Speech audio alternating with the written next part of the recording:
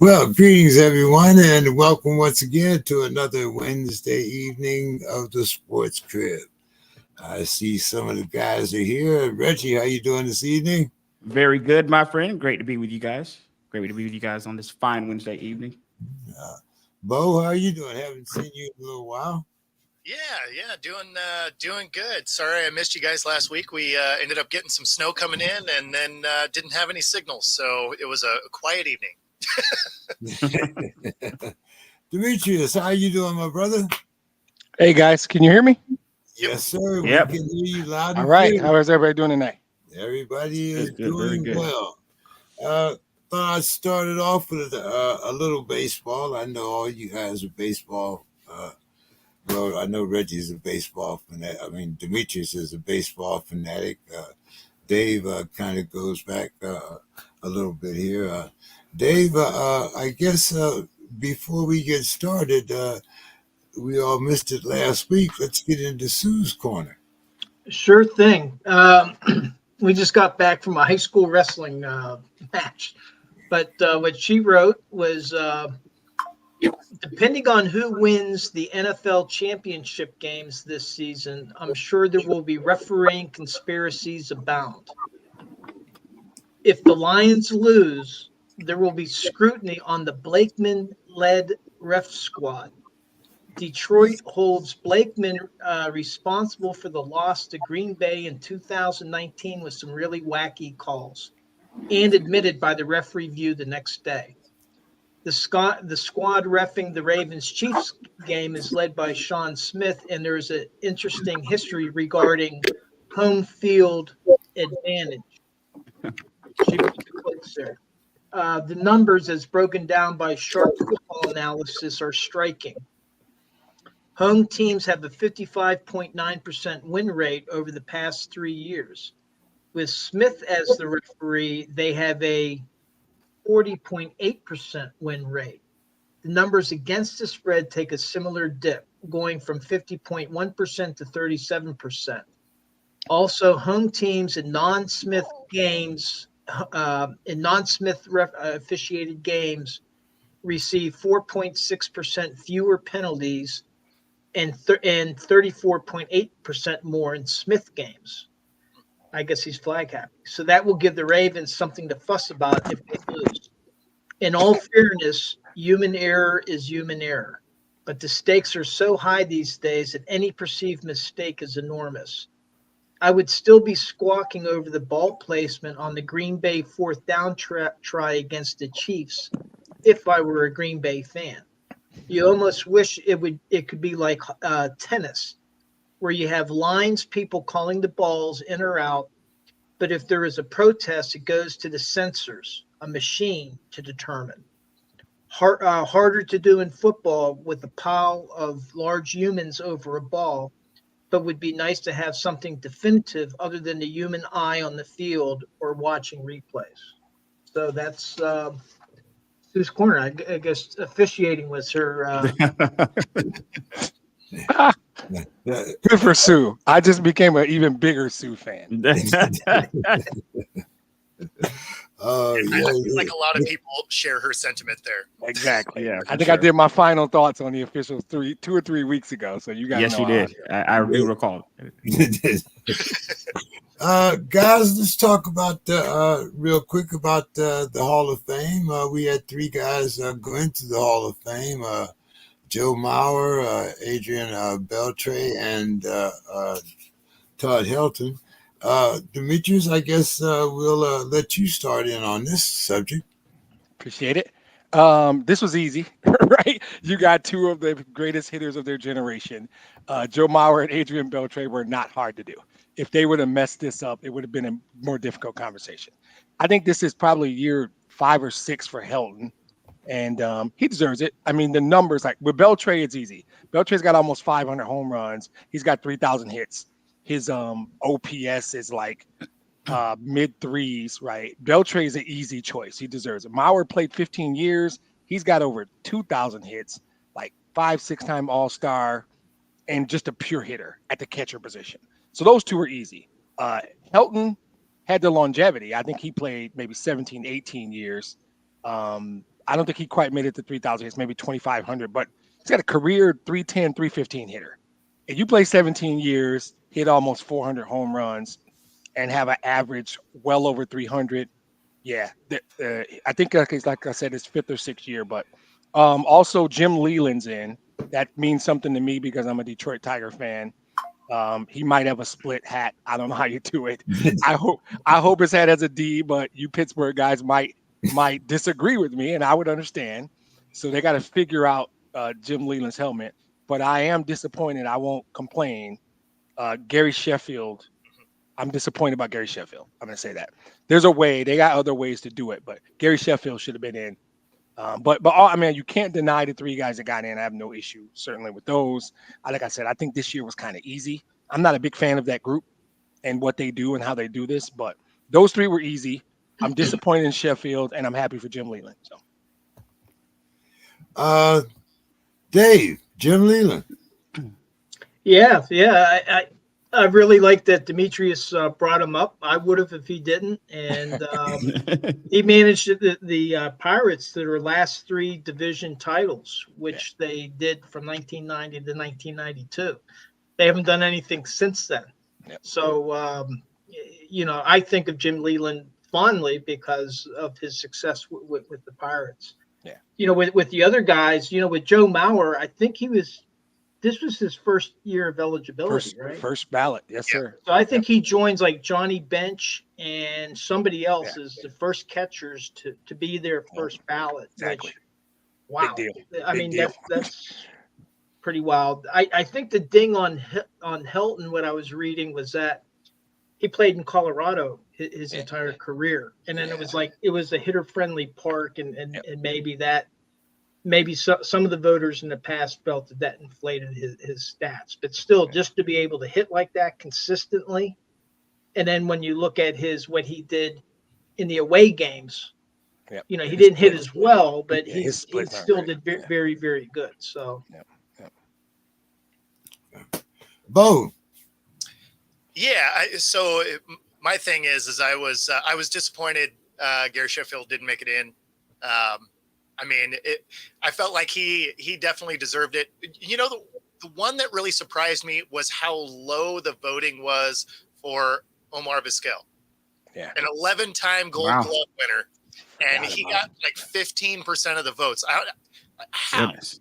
How? Like, that is horrendously bad for a guy that was amazing over his entire career.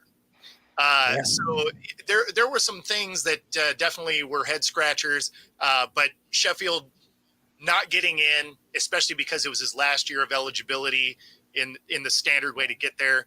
I thought maybe Mauer wouldn't get in just to have that spot, because your first year of eligibility, I mean, he has plenty more opportunities. So I thought maybe that might be the guy that didn't quite get there on the first ballot to allow Sheffield in. Now I know that there's probably some other ways that he can get backdoored in there, but yeah, that was disappointing. That was disappointing. Reggie, you want to finish it up? Yeah, I gotta kind of echo what the guy said here. Me personally, I didn't even know. I had to look up Todd Helton. I didn't even know who that was. Mauer and Beltre, absolutely. When breaking down the percentages, Beltre at a 95% support is incredible. Getting these guys, that many people to agree on anything. But the highlight though, guys, is the Sheffield situation, because I think when you got the guys that are good players that come to their the finality of it, kind of sinks like, man, his chance of getting in just got that much slimmer after this particular round, and that's I think that's disappointing. I would like to have seen him get over the hump there. I think the Veterans Committee will correct this at some point. I hope so. And that's what the Veterans Committee is there for, because at the risk of pissing off a bunch of people I don't know, because I don't really care about that shit. The baseball writers of America are a joke. This process is a joke. And the way they do it, the way they hold it up like it's this, I'm sorry. Gary Sheffield not getting in. And I love Beltre, to me, deserved to be in. They all should have gotten in. There's a way to do this. right? There's a way that you should have a process that says, wait a minute, we're about to lose Gary. We're about to lose Gary Sheffield. We got to get him in. And maybe for them, it's the Veterans Committee, and that's how you do it. But that group, I'm not a fan of. I think I've done a final thought on how much I hate the baseball writers, by the way. If I haven't, I'm working on it. So it's coming. This first segment is the final thoughts. Right. I just did all my final thoughts. It's terrible. Right. And we haven't even talked about Matt Patricia. So shit, I'm just getting warmed up. We're just getting started. Okay, guys. That as everyone says, that the baseball writers and how they put people in the Hall of Fame. I mean, it seems to be almost willy-nilly, but haphazard, whatever you want to call it. No rhyme or reason. Yeah. But congratulations to the ones that did get in, and hopefully we will see the Sheffield situation resolved.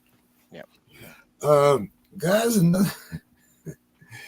I know we have a lot to talk about, but this was a head scratcher to me.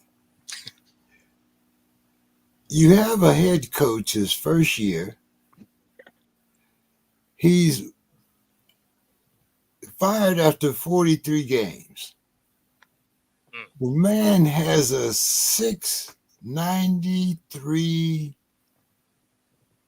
winning percentage. Not 500, 693, almost 700. Yeah. 30-13. Yeah, man. Crazy. Doc Rivers is hired as his new coach. Shades of Black. David Black here. Shades of Black. Well done. Yeah, man. I know it's early, guys, but what the fuck happened here? I love it. We're coming out hot. Right? The late show starting early. Here we go. We get past Sue's corner and to hell with it. We're going there. All right, we're going straight there now. I'll let you guys go. I love this, but I'll let you guys go first. Bo, let's start with Bo. I mean, this has to be a personality issue. Absolutely. That's the only way you can unravel something that's successful. Like, if you're just going to deliberately shoot yourself in the foot, that's the only way that happens, right? Honestly, it's how Jim Harbaugh ends up getting fired, because it's not because he is a bad coach, right? He's won everywhere he's gone. How's he end up leaving San Fran? Because they hated his personality, right? So that's all I can figure is this is a situation where, because, when you look at it, there's not a lot of information either. You just got the headline of, oh, the coach has been replaced. You're like, wow, I didn't realize he was on a hot seat. So, this has to be a massive personality clash. Reggie, you had some thoughts about that in our little chat the other day. Absolutely. So, what's your thoughts, Reggie?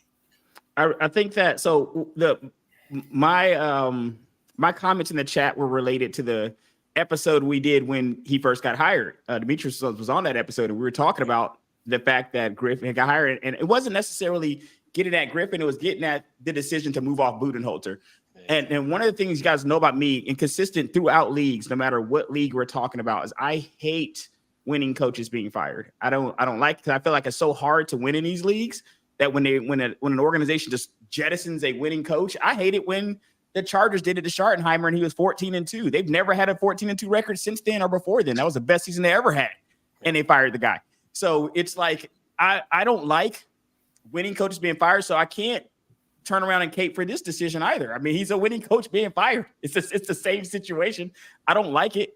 But I understand it, because you're put him in an impossible situation when you fired a previous winning coach. You set the bar so enormously high that the new coach has to reach. Now, one of the things I did hear upon doing some reading up on this is that the writing was kind of on the wall within the organization. Like, they kind of knew because of certain things that were happening, certain players calling him out about certain decisions he's made with the X's and O's, and not feeling like he's scheming them up the best.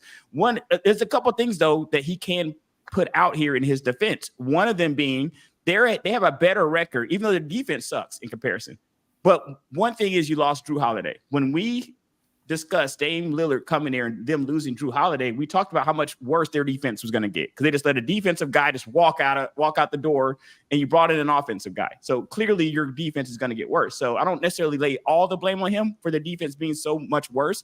But one of the things that he can say, though, is even with our defense being worse, we have a better record now at this point in our season than we had last year at this point in the season. So you actually have a better record by 3 games now than you had then, and you still get fired. I don't necessarily agree with it, but I do think that he was put in an impossible situation. I think they should have just kept Budenholzer around and rode that out a bit. Dave? Well, I don't really follow NBA, but just the facts of this, I mean, to me, it's ludicrous. Short of, I'd like to know what was the players' reaction. Did the players support him or were they against him? Now, Reggie seems to indicate that some players maybe didn't like some of his decisions, but I think some of the bigger name players weren't necessarily gelling with his decisions, so to speak. Yeah, but they're not the only people in the locker room. So it's like, as a whole, I mean, did they go and say, hey, we're not going to play anymore unless you get rid of the guy? I mean, I just don't understand it. When it's nearly a 700 winning percentage. I mean, that's crazy. Yeah, I can help you. And the guys have already done it, but I'll put a bow on it like this. Not only did you fire a defensive coach who has won a world championship, you then traded your best defensive player. Exactly. Yes. All the metrics said within the same few months, right? So then all the metrics said we're not good enough defensively to compete. And then, as Reggie said, in the building, people were like, this is not, even though, because you can work in an organization and the metrics look good, but you know what's happening behind the scenes. And I think Bo talked about that. And Reggie did too. In that league, players run that league. Players have run that league since help me out, James, 79 when Magic got Westhead fired, 78, 79. Players run that league. So yeah, if Giannis and or Dame through intermediaries or directly said, we don't think this is going to work, I only give them credit for one thing. They ripped the Band-Aid off right now. They ripped the Band-Aid off quick. Now, I happen to be a Doc Rivers guy, so I think they're going to be fine. They have to play better defense. They were not going to beat the Sixers playing that defense. There's 3 or 4 teams I don't think they're going to beat 4 out of 7 games unless they improved on defense. And his message wasn't resonating 40 games in. Their record is a result of the fact that they got 2 of the best players in the league on that team. You got Giannis and Dame on nights you get to play the Pistons 19 times. 19 W's. Right. Don't get fooled by the record. The record is a result of they have talent on the team. But behind the scenes, what you see is, I hate to go back to my iceberg reference, that defense was not going to let them compete. And they're used to seeing next level, top 5 type defense. And somebody in that room is going, we might have messed up. Because Reggie hit the biggest point. Should have never. We talked about it. We both said, what the hell? You should have never fired Budenholzer. Never. No, I still don't get it. It was funny because it essentially was like making a Molotov cocktail because you want to see the explosion, and then you're wondering why your hands burned. Right. I like fire. Oh, no. Right. They saw that it wasn't going to work. You could see the handwriting, like Reggie said. And I think one of those 2 players could have just made a flippant comment to his agent. Adrian Griffin's gone. Because he's not right. The clout in that league sits with the players. The players run that league. It's been that way for 3 decades. And it's not going to change. I think Wes had a winning record when Magic got him out of there. They had a winning record. That's to the point of players can get good coaches fired. It happens all the time in that league. It just does. It happens in every league, right? I could do the Jim Caldwell story, but I won't do it. Right? I won't do it. I just mentioned his name. I'm too happy right now with that, so I won't talk about it. But good coaches get fired all the time for horrible reasons. But yes. I'd like Doc Rivers. I think they'll be fine, by the way. It'll be interesting to see their record here in a couple of weeks. Yeah. One quick topic I didn't throw in there: Terry Rozier to the Heat. Oh, great move for the Heat, in my opinion, guys. Yep. Another smart move by the Heat. Mm-hmm. Go ahead, Rich. A smart organization making smart moves. They re-up their coach for what, about another 10 years or so. Yep. I think Riley's been running that thing with like an iron fist. They have it's a respectable organization. And I think this is just another respectable move by a respectable organization. Rozier, I think, is having one of his better years this year. He's averaging about 23 a game or somewhere in there. He's having a great year. So you add that, and you're going to add him to the team. You get some scoring, much needed scoring on the Heat. And you can add him to the team for a fraction of the price it would have cost you to add Dame. So I think this is a good move, in my opinion. He complements what they do well. To Reggie's point, stable organizations make these moves, and you just trust. And like, their teams in the NFL, you guys' team, the Steelers draft a guy, and they develop. Steelers hire a coach. We assume that guy's got a job for he's going to retire in that position, right? 30 years, right? And there are teams that do that. In the NBA, that's the Miami Heat. Their stability, I think Reggie mentioned, or consistency. That's the Miami Heat. They have a vision. They run a certain way. I didn't mean to jump in. I just think he nailed it. I was going to say, I don't actually have anything to add to that. Like that's pretty much it. Yeah. Smart move. He complements what they do. He'll fit right in. They have a culture. He won't be disruptive. It's just another good move by the Heat. That's what they do. Yeah. Yeah. Okay. I see Don is here. All right. There he is. What's up, Don? How we doing? Hey. What's going on, buddy? Hey guys, how y'all doing? Harry. Trying to survive a.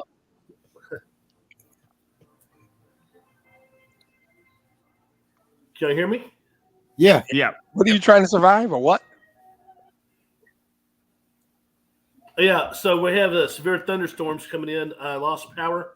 Hopefully, I don't lose power again. But if I do, you know why. I'm not cursing the rain. We need the rain. Yeah. We've had quite a bit out here too. A little flooding the last couple of days, but hey, like you said, we do need the rain, and hey, it does rain in Southern California, just in case you people know. Shout out Tony. Yeah. And some old band from the 60s that made it originally. Sorry. Don, what did you think about the Hall of Fame class this year? Joe Mauer, Todd Helton, Adrian. What did you think? I think they're all solid picks. Every year they turn out the Hall of Fame. You start thinking of people like who they left off or whatever. But I have no qualms with this year's class. I think that we can all think of someone that we think we should have been on there. But I mean, when it's all said and done, everyone named is well deserved. We were talking about the Sheffield situation, seeing as how this was his last year of eligibility to get in, the front door. Yeah. Donna, I know you don't do a lot of basketball, but of course you are a Spurs fan. But Don, what did you think about the Bucks firing their young coach with almost a 700 winning percentage and hiring Doc Rivers? Well, if you remember in previous shows, I've always been a Doc Rivers fan. I think he's kind of old school, and I appreciate that. I'm not sure if he is the fit for this new generation. I know that 15, 20 years ago he would be a better fit, but I can't understand why they would fire. I can't understand why Milwaukee would fire their coach. I mean, he's taken Milwaukee to places they've never been before in recent history. I don't know if Giannis had anything to do with that. There's some speculation that might be the case, but it's a head scratcher. Yeah, most definitely. Like I said, almost a 700 winning percentage, and you lose your job. I mean, what the hell? All right, guys. Let's talk about what we came here to talk about. The NFL. So, of course, just before we came on the air, it was announced Jim Harbaugh to the Chargers. Now, I have certainly been hard on the Chargers for many, many years because I think that they have a great set of individuals, but I think they have a poor team. And frankly, I think that this was more of a hire of popularity. And I don't really see the Chargers progressing in that division that they're in because the other teams are getting better too. Harbaugh is a good coach, but Harbaugh is not the one that's out there on the field. So let's start with you on this one, Dave. Well, I think number one, look at his track record. He's a winner. He goes to Michigan, gets a national championship. He was with the 49ers, goes to the Super Bowl. The question is how long is he going to last there? Is he going to outstay his welcome? But Yes. Hey, as long as you're winning. I mean, this is kind of like the discussion that we were just having about Adrian. It's like, hey, ride the horse, and if he can bring them back, turn this team around, because they do have talent. I was surprised that they didn't have a better record this year. I thought that they were going to do better this year. If he's putting them back into the playoffs or back into the playoff picture next season, then great decision. And that's what it's about. Get into the playoffs and then have a shot at the Super Bowl. And he's already done it before. Bo. Yeah, I mean, so him going there, it's got a good fit to it in the way that they do have some draft picks. Cap space is an issue, but they're in a division that I actually don't think they're getting that much better. The Raiders are a very real question mark as far as where they're headed. Denver is walking back their dumpster fire of getting rid of Russ. So now they could be bringing him back after causing all this drama. That sounds like a successful campaign. And then you have KC that looks like it's the most vulnerable it's ever been on offense during the Mahomes era. They have a good defense, but that offense is very beatable. So you have a team that could be challenging for first place in there. And then if you look at what Harbaugh could potentially bring to this Chargers team, because they do have some draft picks, is he's going to get to approach this similar to how Pete Carroll did with Seattle. Is he's coming directly from college. He's going to have played against a lot of these second and third rounders, fourth rounders that other scouts aren't necessarily going to have the best information on, right? Like scouts are going to focus a lot on the top side of their board. And then the bottom side of the board gets a little bit, soft because you don't spend as much time on those, those potential recruits, I guess, potential draft picks. Whereas when you looked at when Pete Carroll came in, they had a great first couple drafts, right? Because again, he knew all these guys firsthand from third and fourth rounders that are going to show out. So he gets to bring some of that element to it. Plus, I think he's going to have a little bit better luck with that defense than the supposed defensive genius that Brandon Staley was supposed to be, having one of the most expensive defensive units in the league and being one of the worst statistical defensive units in the league. That has to be coaching. It's not like you get that many dudes that are all pro level guys and they just forget how to play football. So I think he has a pretty good team that he gets to come into in a division that isn't as strong as it's been. And he gets an inside track on some of these draft picks. I think that could be a smart acquisition.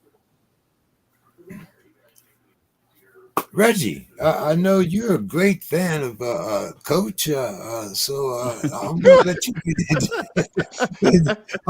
I'm gonna let you let you get yours off here, Reggie. Oh, on a side note, I do think he's kind of an asshole, though. So I mean, there's that. Thanks for stealing my thunder, bro. That seems to be the line on the guy, right? It seems to be the big knock is that people just don't seem to like the guy.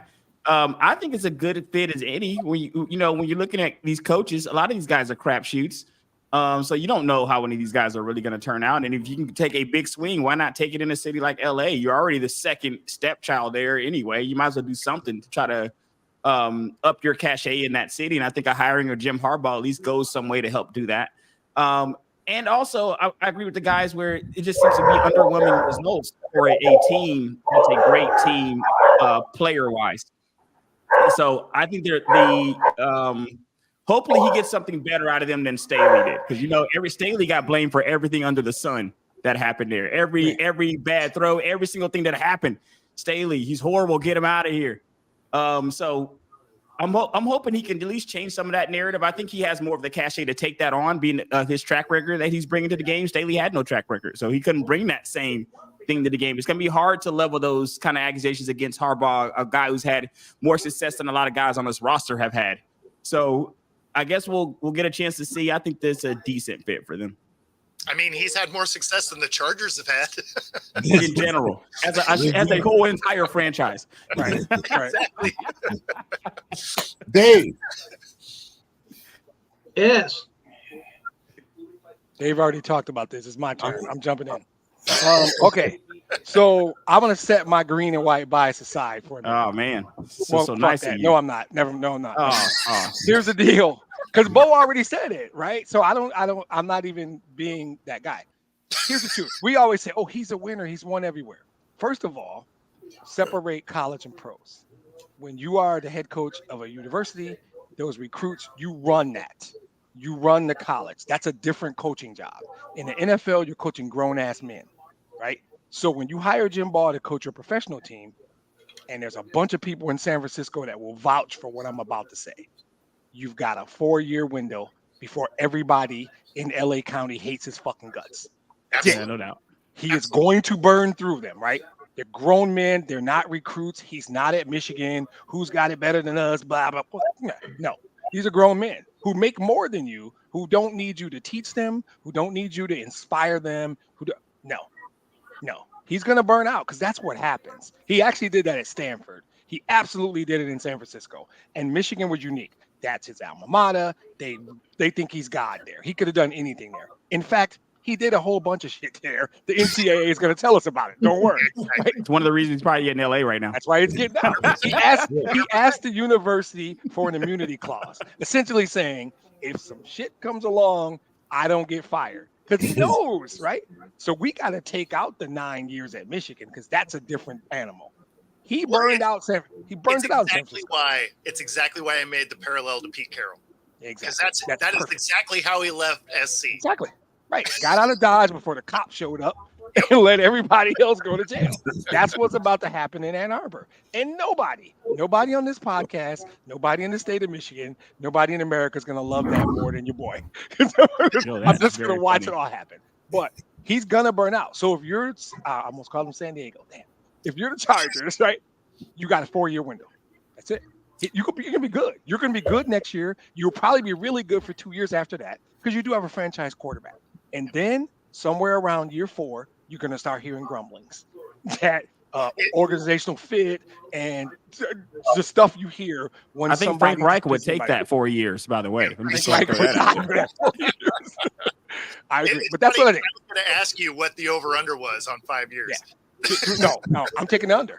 I'm taking the under on most coaches in the NFL. It's 4.5, and I'm taking the under 4.5. There's no way Harbaugh's the coach with the Chargers 5 years from now. I would bet anything that means something to me. No way. I mean, they had to give him stupid money, though, right? Because I hadn't seen the contract information. But, I mean, if he turned down the, 150 that was offered to him at Michigan, like, it had to be a pretty legit contract. Cops are on their way to Ann Arbor, though. You can hear the sirens. That moment where you're the crook and you first hear the sirens, that's where he is right now. They hear the sirens. Cops are on their way to Ann Arbor. He snuck out the back door, jumped down the fire escape, jumped in an Uber in the alley, and he gone. That's what he did. Turns out it was a noise dispute down the road, but hey. Right. Might be, you might not, but yeah. Don, what did you think about the hire? Well, I just read an article online that it talked about comparing college versus professional coaching football, and when it rained, the pros and cons of having to recruit and family time. Coaching professional football to me would be more appealing than college. I like the college game more than I do professional, but if I were a coach, I would want to go pro because you're not having to depend on like 18, 19-year-old kids. You're like someone said previously, you're dealing with grown ass men, and how you can relate to them takes a big leap of faith in some cases.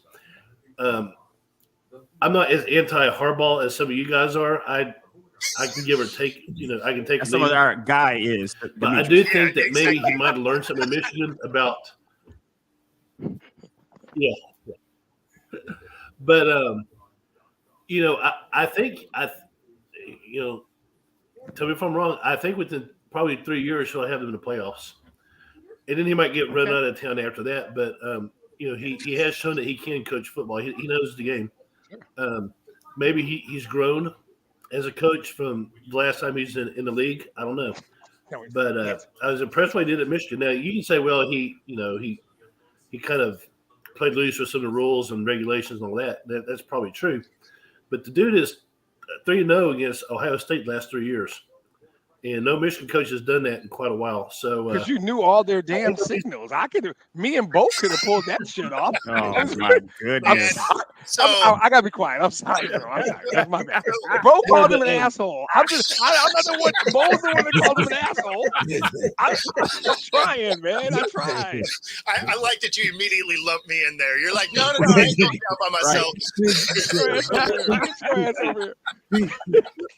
Let me say. Demetrius went down the fire escape, got in the Uber, and called the police on Bo. I'm sorry, Don. Week two next year, Texas goes to Ann Arbor and plays Michigan. Yes. I feel a lot better about that game now than I did when Harbaugh was there. I think Texas wins that one. So do I. I think they would have anyway because they're losing half their roster to the draft. Don, let's see, 3 years. I really want to see if the Chargers make it to the playoffs in 3 years. I think they will. Huh? Hey, remember, it was impossible. Remember, it was 2 or 3 years ago when Demetrius was telling us that the Lions will be in the playoffs, and here they are. They're in the NFC Championship. Remember that, Demetrius? You were talking about 2 years ago. I said they win the North, and they're But absolutely. I don't see a Charger fan on this panel. Demetrius is a Detroit Lion fan, and it came to fruition. But we'll see. Like I said, I don't have that much faith in Harbaugh in the professional ranks. Like, he lasted 4 years in San Francisco, so that's probably and took them to a Super Bowl. That's not a bum. Dave, he was tolerated 4 years. That's it right there. Well, by the time it was time to go, Super Bowl, they I'll couldn't wait tolerate for that his down in ass to get Atlanta. out of town. If somebody gets us to the Super Bowl, I'll tolerate that as well. I hear you. Reggie, there's been Raheem Morris and Bill Belichick and a few others that have interviewed for that Falcons position. What's going on? And why isn't there as much interest in Bill Belichick as we all thought there would be? I don't know what's going on. And one of the things that I have a question about in general is that we've interviewed 14 people. 14 people we've interviewed down here for this job. And we had a second interview scheduled for Harbaugh before the Chargers hired him. So we had a second interview that was scheduled for him. So I don't really know what they're looking for, to be honest with you, because to go 14 interviews and to end up with some random coordinator from no-name coordinator from somewhere, which is the pure Atlanta thing that we like to do down here. It's interesting to me because I'm not sure what they're looking for. You can't, in sports, guys, you can't research the risk out of the pick, right? You can research it. But eventually you just got to make a pick and hope it's the best pick. And I feel like that's what we're going to have to do here eventually. I think that it's like a game of musical chairs, right? Eventually we're going to have to settle on a coach if we don't exactly get the one that we were looking for. The Bill Belichick situation is interesting to me, especially because there was a lot of momentum for it down here. Then there wasn't. And from what I'm hearing, they're saying it's an exec situation where the execs didn't want him down here or something like that. I'm not really sure what that's about. I understand not wanting the GM Belichick, but I want the coach Belichick. You know what I mean? I mean, the GM Belichick has not earned the right to get another job. Yeah. The coach Belichick has earned the right to get another job. He should be able to go where he wants to go. So I'm not sure if what he's asking for. I would need more information to hear what his ask is from organizations that he's going to. I'm pretty sure he wants to bring some of his people with him when he comes. That means somebody's losing their job as soon as he definitely gets to whatever organization he's going to. Maybe they weren't comfortable with that. But I don't know. To pass on Bill Belichick and hire some random person, I'm just not gonna really get that. Do you think they did it because they were still in the Harbaugh sweepstakes? Because I think there's a lot of teams that have been dragging their feet a little bit, hoping that maybe they get that golden ticket. And now that it's decided, you start seeing some guys get locked into teams. Yeah, maybe they circle back. I can see that circling back to those second picks. But I feel like if Harbaugh was their pick, we would have heard more about him on the momentum side, because the fact that they already had him in means that you could have had him in for a second. You could have been more aggressive there.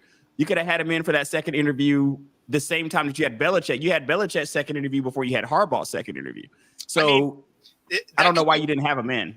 That could be one of those where it's like Deshaun and the Browns. You know, it's kind of you take the interview, you look at it, and you're like, I don't think I want to go there. And then in his case, they're like, we'll give you all the money, and he decided to go. Whereas, you know, I don't think Atlanta was ready to do that. And you know, at the end of the day, it seemed like Harbaugh really wanted to be in LA anyway. But side note. And I heard the Chargers were going to be very aggressive with that. The Lions interviewed a dozen candidates 3 years ago before they before they got to Campbell. Before they settled on Campbell, they interviewed 12. Well, I'm hoping that we get a situation like that and we get our Dan Campbell down here. I mean, I'm could hoping be due something diligence. like that. Yeah, you're looking for a specific quality in someone, you just haven't found it yet. And when you see it, you see it. I mean, it's not the same, but the Steelers interviewed like 15 people before they settled on an internal candidate, Nomar Khan, for general manager. Now that was for general manager, but I think Demetrius used the right words: due diligence. I'm hoping that the Seahawks are going to be doing a lot of interviews, because the list of the ones that just came out that have interviews over the next few days are drudging the bottom of the pond. And I don't feel extraordinarily excited about the names that I saw released today.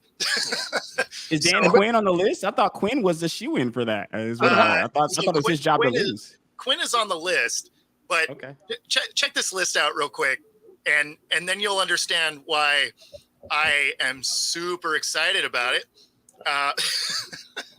So we got, well, let's just start it off with a banger. They're going to talk to Mike Kafka for the second time on a offense that was bottom 5 in every notable. Goodness gracious, man. So that makes you feel good. And then you got the Raiders DC, Patrick Graham, they've had their best defense in years, and it was 26th. Awesome. Do this. All right. So then we got Dan Quinn, right? That's the enemy we know. That should be your guy, man. Right.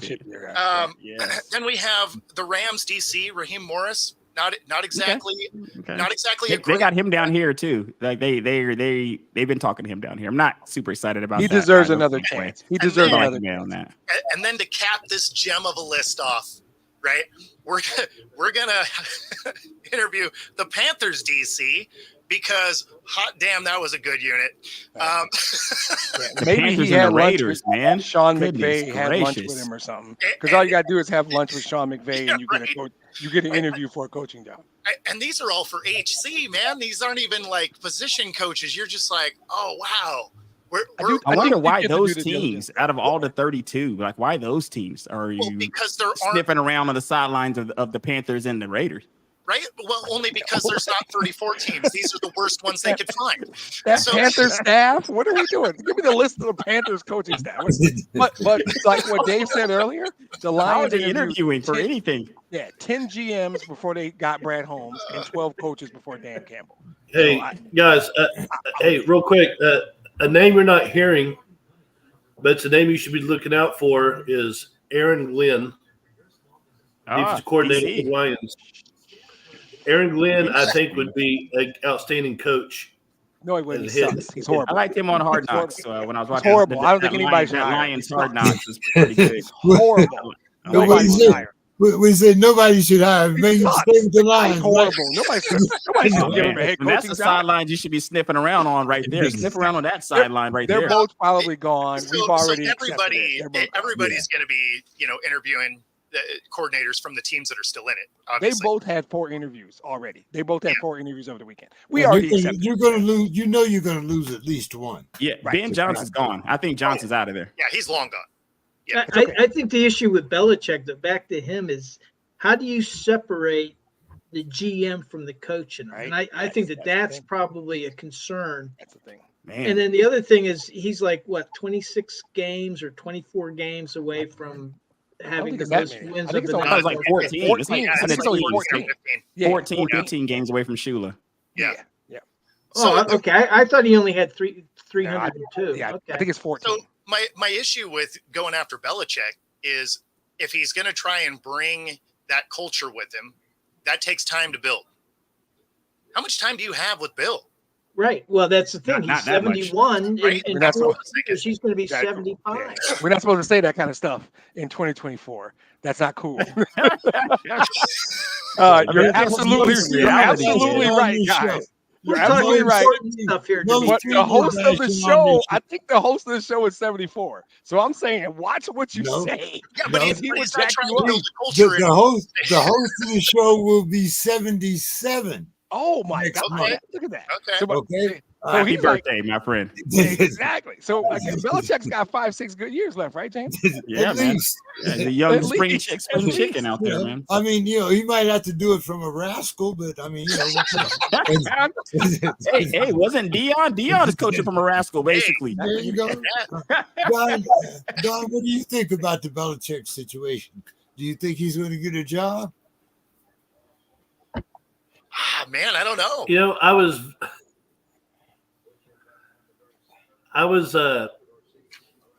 I kind of talked myself in the fact that Jerry Jones was going to make a change and hire Belichick because Belichick is the shiny object out there. Yep. I mean, I can see it happening, but apparently Jerry Jones wants to keep living in mediocrity. So that's just par for the course. But someone's going to take Belichick just on name alone. I agree. I wish it was Jerry Jones. I'm here for that dumpster fire. Yeah, I would love that one.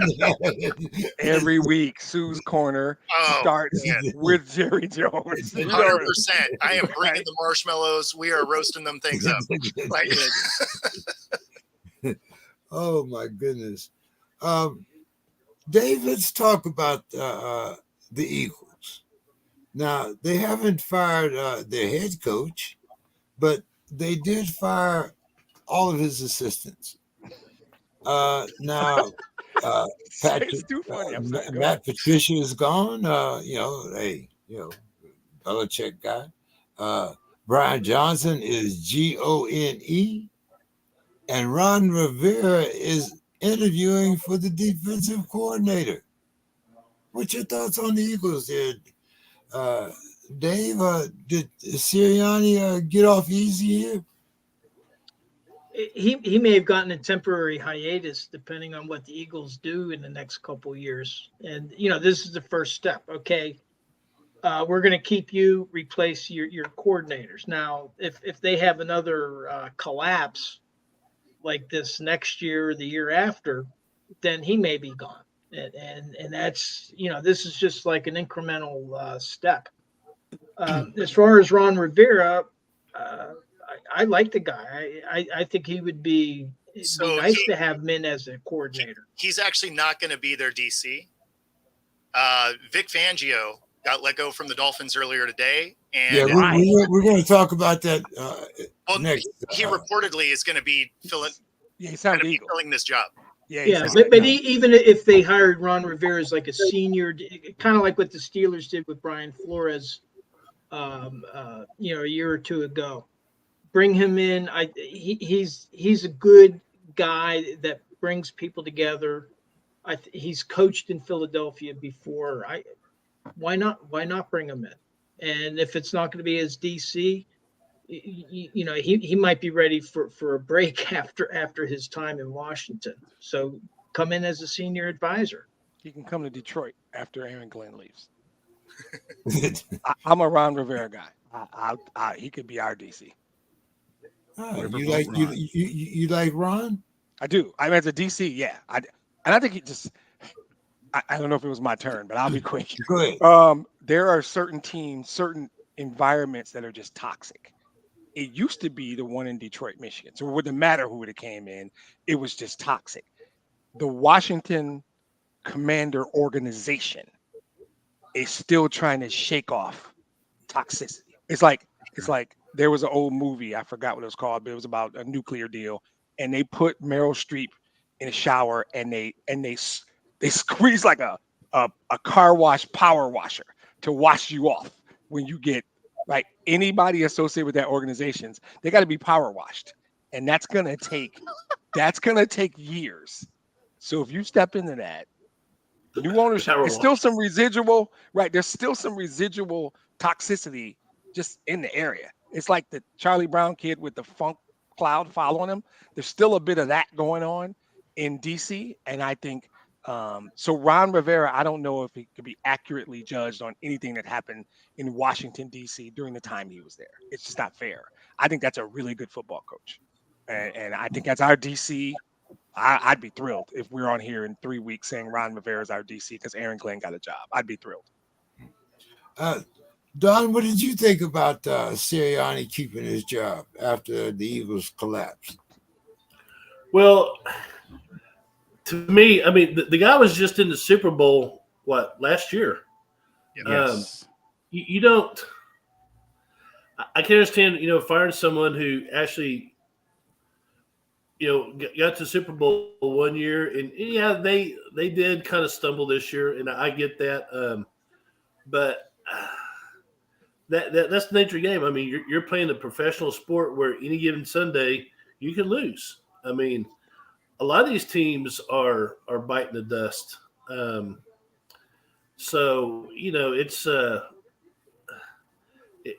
a sad world when you start, firing people after, 1 year removed from. Or 43 games. We talked about this earlier. It doesn't matter. You could get fired. Is that right? You could get fired when you're a winning coach. It wouldn't have surprised me at all. But, it's like a coworker I have at school who's, in her 60s. Just because you can wear spandex doesn't mean you should wear spandex. Goodness gracious. We're after dark, right? Oh, man. Caught the straight. That's confidence, though. That's confidence. Random Betty at the school ain't messing with nobody. Just out here. Yeah, it's confidence. Hey, there's a reason it says juicy. What did Mildred do to you, Doc? You know her husband's listening, right, Don? God doesn't care. Reggie, go ahead. I'm gonna echo what Don just said, except about the spandex. It's everything else.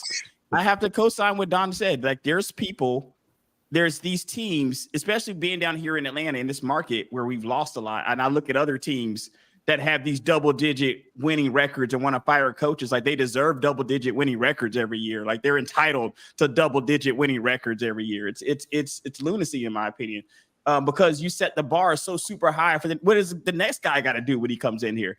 And I feel like when you're getting to the Super Bowl, and sure, they collapsed down towards the end of the season. So I get it. It's the latest thing that people saw. So maybe people look at them and say, hey, we need to maybe look at making some changes. But I'm like, I had to go double check the record. Like, didn't they win 10, 11, 12 games last year? Like, they're not bums. And they win a Super Bowl. Like, you want to get rid of the guy now? And because you guys didn't win a playoff game, like Don said, any given Sunday, it can happen to anybody on any given Sunday. So to think that you are somehow deserved of double-digit winning records or deserved of playoff wins and Super Bowl appearances is very entitled, I think, for some of not necessarily just very necessarily fan bases, but some of these organizations who fire double-digit winning coaches. Bo, put a bow on this before we talk about Fangio. Yeah, so I mean, if you go to a Super Bowl or you win Coach of the Year, that generally gives you the latitude to be one more year, even if things are falling apart. But there were clearly some issues with that Eagles team. One, even in wins, they weren't playing particularly well. They backed into a lot of those wins, right? And then down the stretch, right, they go 10-1 to start. A lot of ugly wins, but they're still wins. And then you go down the stretch and they go, 1-6, or 1-5, something like that. Yeah. And then, get absolutely smoked in the playoffs. But there seem to be some fundamental issues with this team. So for them to be moving coaches around kind of made sense. You fire that DC throughout the year. You bring Patricia in because you didn't want to play defense anymore, I guess. And then you have your team going on like group events to try and team build three quarters of the way through the season. If you don't have chemistry 3/4 of the way through the season, guess what? It ain't happening. There's not enough time left. So I mean, there were some real issues with this team. So for coaches to be getting let go made sense. But the fact that he was in the Super Bowl last year, this is still a double-digit win season. Sirianni gets the pass there. It's the only reason his job was safe, though. Good evening, Mr. Scott. How are you doing this evening? Mr. Scott. Very good. Very good, gentlemen. Very good. And Demetrius, very good. Oh, man, catching strays. It's all good. It's love. I know how that man feels about me. I ain't even worried about it.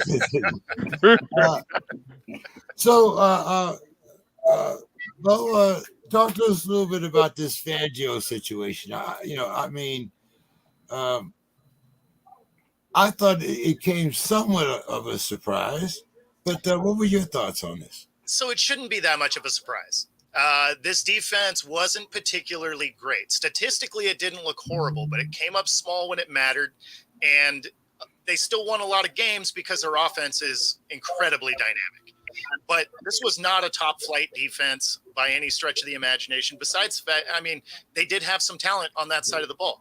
So, they shouldn't have come up small in the spots that they did.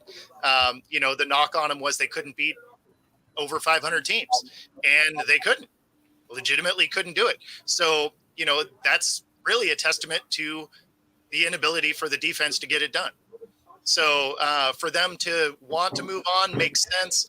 And then if he was going to go anywhere, the Eagles, oddly enough, need to upgrade from Matt Patricia, which I think just about everybody on the panel could probably do. Look, Ranger Hayes would have been an update from that. Right? So, that would have been an upgrade. So at that point, Big Fangio, that works, right? If you can go from, essentially last down the stretch to meh, that's still an upgrade. The odd thing, though, is that the defense that Desai/Matt Patricia ran is Vic Fangio's system.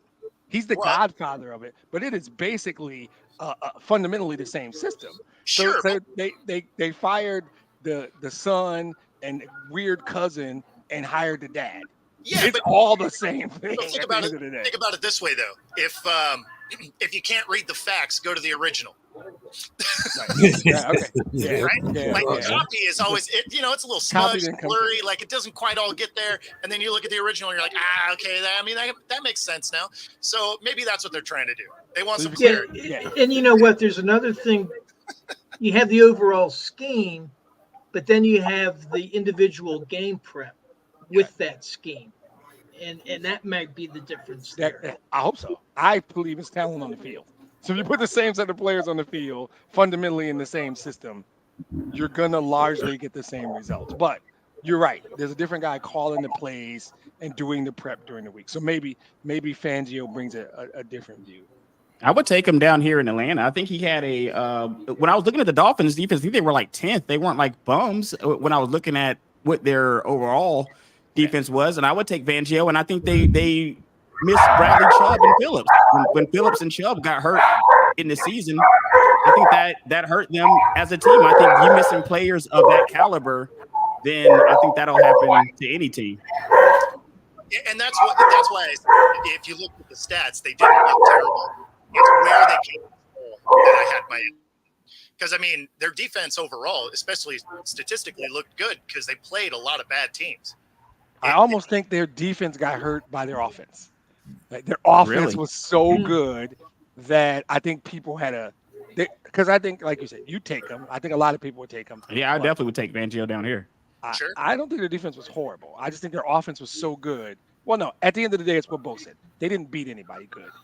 Yeah. When they played good teams, they lost. And that's why I said I thought their defense was okay, right? Like it was like it's middle of the road, which with a team like what Atlanta's building or the Eagles, based on just the roster, good is good enough for that kind of team because you have enough playmakers. Like if Atlanta goes and gets a stud quarterback, that team's going to be no joke because they have a good defense, they have some weapons. If you get competent coaching and you get competent quarterback play, they probably win their division. So yeah, we were right behind them ranking wise, like literally like right behind the Dolphins. Yeah, no, I mean, so it when it comes to the Eagles, very similarly, like they got dudes over that entire roster. That defense is half of the Georgia Bulldogs national championship team from last year. Like, yeah, they're underperforming for sure. With some decent coaching, they should be a solid unit, even if they're not elite. Mr. Scott, what did you think about the Eagles keeping their head coach and firing all of his assistants? Well, as soon as I saw Patricia, that's the end of that. As far as gracious, all the Patricia love on this show today. Everybody saw that, and they just lost steam. They just it was just like a balloon, air going out. I mean, as they marched toward the end of the season, they just looked worse and worse. And I guess it's the coaching, but I mean, they have the talent, but I don't know what happened to them. I really don't. I mean, they started really playing with their food at the end, and it just that was the end of it for them. Now they're still a good team now. Now they get some changes. I mean, they're still going to probably win the division, but they're not the juggernaut I thought they were. So what gives? Why would Nicky treat it? Bo, the Bears hired Sean Waldron as their new offensive coordinator. Yep.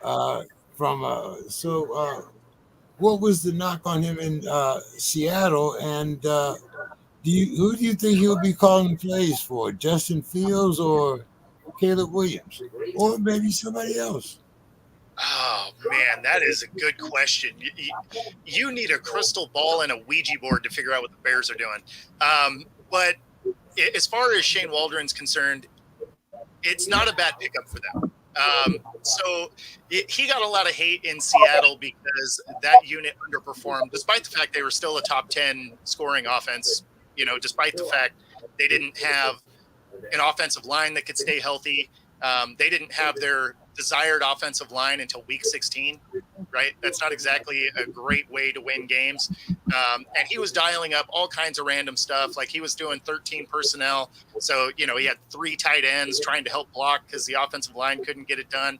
So, people were complaining that it wasn't, real imaginative offense. And it's like, well, yeah, because half of your guys that can make plays are in blocking.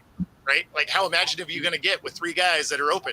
So and then Geno still didn't have any time. So I think he is getting let go from Seattle, not because he necessarily deserved to be. I think he was actually doing okay, just based on what he was trying to overcome. That being said, with a whole new regime coming into Seattle, he was probably getting fired anyway. So, but I don't think it's going to be a horrible pickup for the Bears. Since Eberflus somehow kept his job, which is also mind-boggling, they're probably keeping Fields, I guess. I mean, hope so. It's funny because you look at it one of two ways, right? You either double down on Fields and hope he's the dude because that's the only thing saving your job, or you convince your GM, hey, we need to go a different route because then maybe you get 2 years, right? I mean, so I still think it could go either way, but if there was ever a misstep, the Bears are going to take it. So that's pretty much how I feel there. Mr. Scott, what changes do you see for the Vikings coming next year? Well, first of all, I hope nobody snatches Flores from out of here, a defensive coordinator. As long as that stays intact. Cousins, you're coming off that injury. I mean, it's like him and the guy from Green Bay that's out in New Jersey. The division I think is still theirs I think they're still the best team in the division. I know the Lions have had their, but that's going to run out. Their thing has come to an end. That train stops. This is a fucking joke. What are we doing, man? It's a fucking joke. What are we doing, James? What are we doing? We're talking about the Vikings. Yeah. No, why the fuck are we talking about the Vikings? Is my question. Yeah. I think you need to mute this. I'm sorry. You guys are with me, right? I think everybody agrees. The Vikings, they play in the NFL, man. They're a pretty good let's team. Talk about really good. Would you let me finish? I mean, we beat them twice. We're in the NFC Championship game. Come on, Demetrius. Come on, Demetrius. Come on. Cousins will be healthy. Jefferson, we got the greatest receiver in the league. Now, if they can just run the ball, and I've heard something, I think this might make JK3 have a conniption. Derrick Henry might be on his way to Minnesota. You don't That's use the running back. What do you got? Very A senior citizens club going up there? Should I come up? Maybe I should come up and check. He's going to be an improvement of who do they have. They don't have nobody else. I mean, I'll take Derrick Henry over who they have there now. Yeah, well, I mean, sure, but they had guys. Madison can run. You just got to actually hand him the ball. Well, he needs holes too. I mean, he needs to run. But yeah, I think it's looking good for the Vikings. If Cousins gets back, there's some controversy whether he may be going somewhere. You see all these outlandish rumors. He's going to go to Atlanta and Belichick. They're going to start a whole thing down in Atlanta. I don't think that's going to happen. I think Cousins will be here. I think we're going to fix the running game. Flores is going to keep this defense going. I don't know if Harrison Smith is going to play another year. He's talking about he might retire. But yeah, I think we're in good shape in this division. I think we are the jewel. But I'm scared of the Packers now. The Packers should have won that game. They actually should have won the game. The guy catches it. If he catches that interception right in his hands and they can make a field goal, they win the game.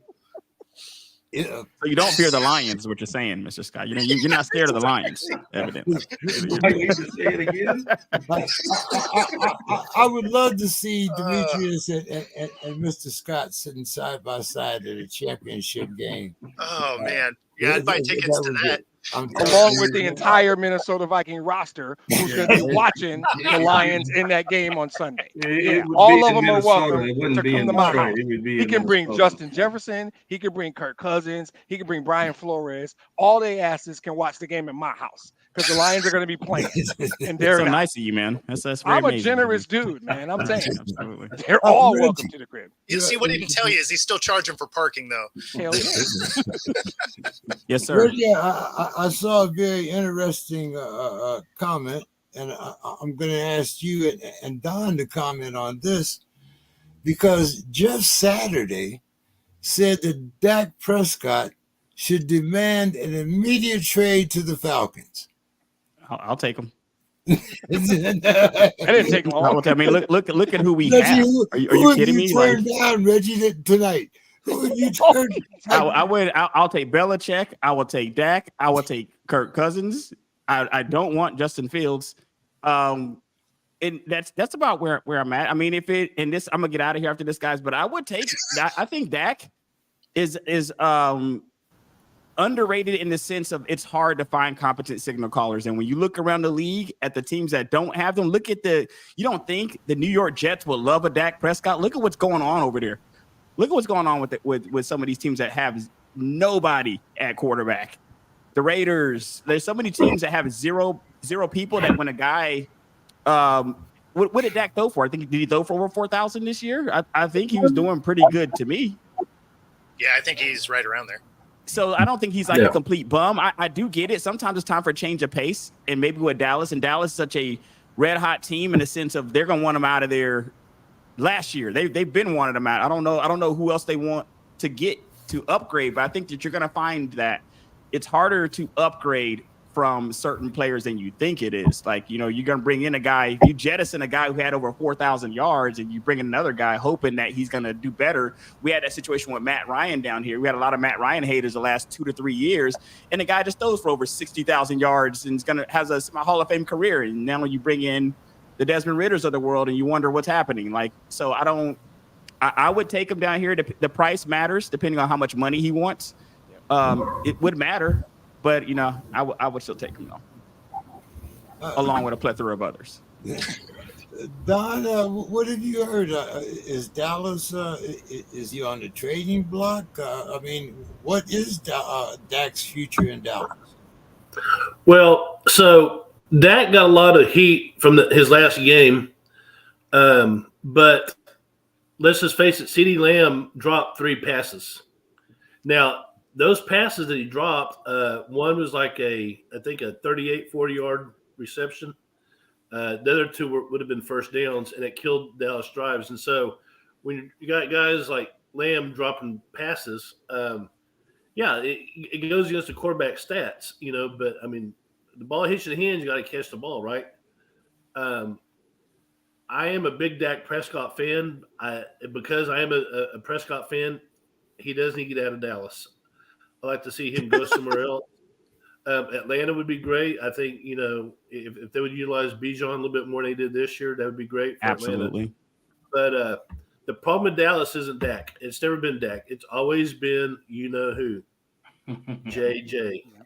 Probably Mr. Jones there. Absolutely. Yes. It's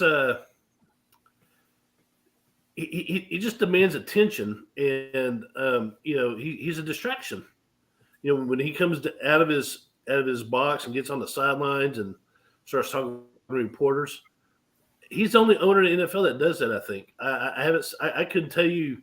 I could not tell you who owns the Atlanta Falcons, because you know what, that guy's out on TV all the time talking. I can tell you. Who owns the Chargers. I can tell you who owns the Seahawks. I have no freaking clue. I know who owns Dallas. So stop being distraction.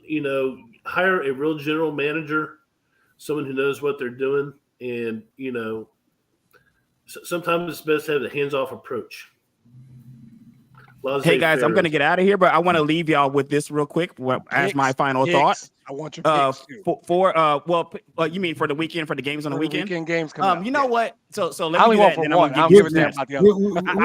I think that with I like San Francisco, but I think that the bigger story would be Detroit. Like, I think people would love to see Detroit. It's like it's a story, like a team that sucked for an eternity. They kind of gets over the hump, and then it beats a team that seems to be residually in the championship games. So I do like that. Lamar, I love Lamar, so I'm not going to root against them.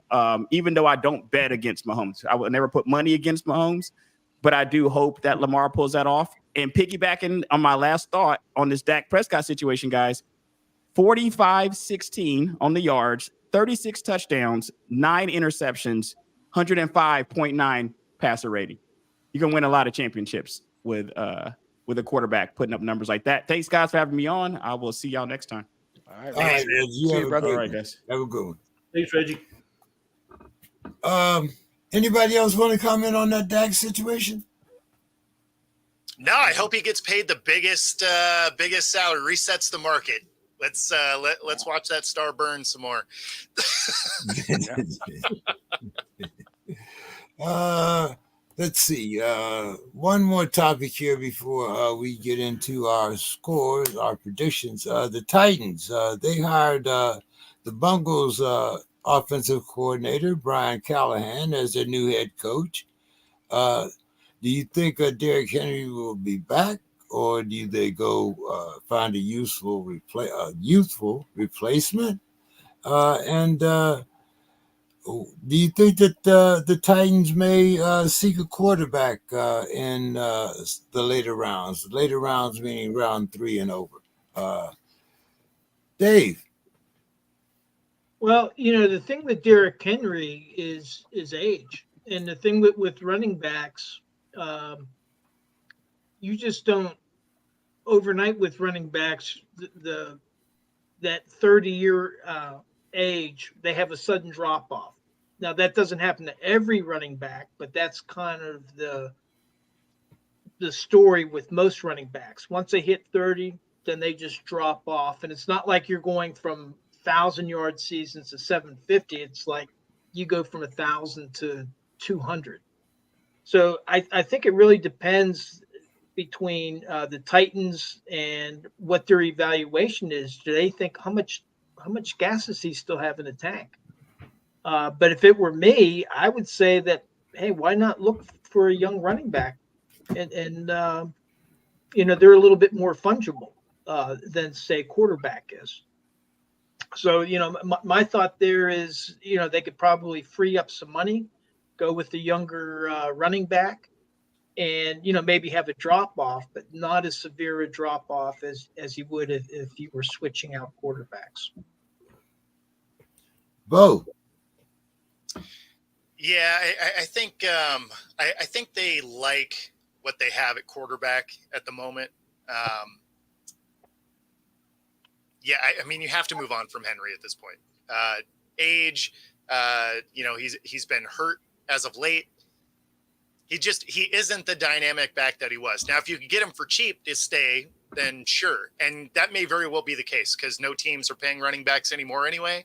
So maybe they can get him for, close to what a vet minimum might be. But if you can't, then yeah, I mean, you have to draft. You got to start the rebuild process of this team. They've already started putting younger players in, and running back, you're going to be able to find one of those in the mid rounds. Everybody seems to. So if you can get Henry cheap, you keep him. If not, yeah, you definitely move on. Mr. Scott, you said you were in the market for Derrick Henry. If they don't, Yeah, it would be an improvement. I mean, I like Madison. I was disappointed, with the year he had. I don't know exactly what brought that on. I thought he was going to do a good job. They did too, but we missed Dalvin Cook, who did absolutely nothing with the Jets.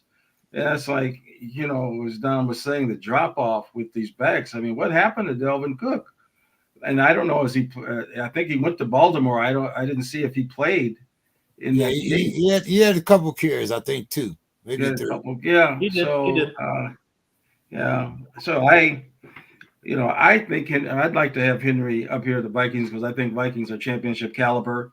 And I still think that if we could get enough out of Henry to go with Madison and Ty Chandler, I think we'd be in good shape. But I think his time in Tennessee probably has run out because these guys want money. And then all of a sudden now they kind of have to go with he'll probably have to take some incentives or something to go with a different team. So we'll see. Dave, I was listening to you guys on Monday, and you had some very interesting comments about the exiting comments from some of the Steelers. I was especially thinking about Najee Harris because he was talking about running backs getting paid. And I don't see in the present scheme of things Najee getting a bag. But what did you think about some of the exiting remarks from the Steelers, Dave? Well, I'll start with Najee. One of the big things with Mike Tomlin, they say he's never lost a locker room. one of the comments that Najee Harris made was about needing more rules and regulations. But even more than that, underneath is he indicated that he had talked to Mike Tomlin and Coach T told him focus on being a running back, which I was like, wow. He wanted to coach with some concerns. And basically, here was a guy that just a year ago was captain of the team, and he was told, go focus on being a running back rather than what's going on inside the locker room in terms of rules and regulations, whatever Najee meant by that. But TJ Watt and Cam Hayward, two of the senior, most respected members on the team, they gave very full endorsements of Mike Tomlin. He's going to continue coaching. I think for Najee, the question is are they going to give him his 5th-year extension? And I think that they will. It just makes sense for them. It just gives him one more year. And then will he get a second contract? Maybe he'll get a second contract with another team when it comes down to it. But I think that he will get a 5th-year extension. The other thing for the Steelers is who's going to be their offensive coordinator. They've asked permission to talk to Zach Robinson. And there's been some reports of other people that the Steelers are interested in talking to. Terrell Austin will remain as the defensive coordinator, it appears, although they lost one of their assistants, Gerald Alexander, to the Raiders.